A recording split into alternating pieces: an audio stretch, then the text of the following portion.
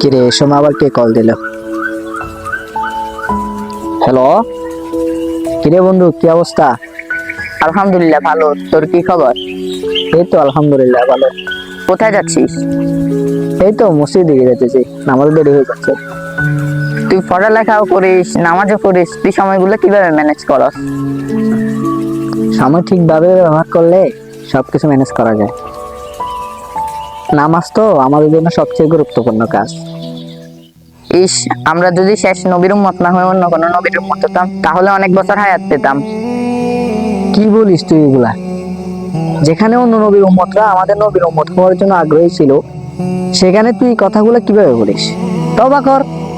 আচ্ছা ঠিক আছে, সরি, তবা করলাম। আচ্ছা ঠিক আছে বন্ধু, আমার নামাজের দেরি হয়ে যাচ্ছে, আমি চলে যাচ্ছি। ওকে। আচ্ছা ঠিক আছে, আল্লাহ হাফেজ।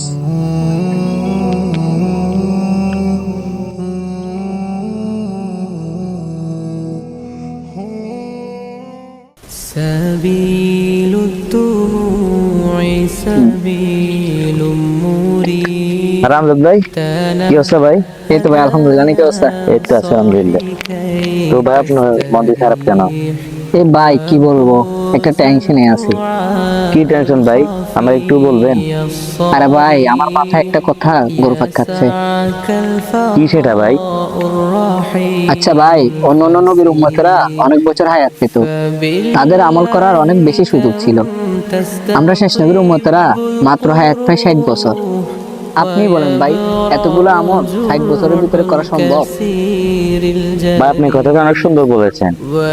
যদিও আমাদের শেষ নবীর উম্মতের হায়াত অনেক কম হয়, কিন্তু আল্লাহ আমাদের জন্য অনেক বেশি সুযোগ রেখেছেন।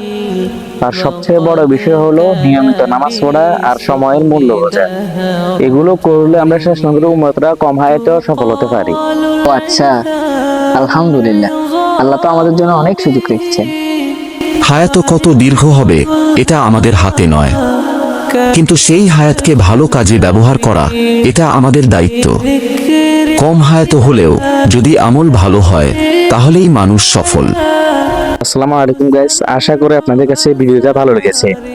আমাদের চ্যানেলে প্রায় 1000 সাবস্ক্রাইবার হয়ে গেছে। আপনারা সবাই আমাদেরকে সাপোর্ট করবেন। আপনাদের সাপোর্ট পেলে আমরা ইনশাআল্লাহ অনেক দূরে এগিয়ে যেতে পারবো। আসসালামু আলাইকুম।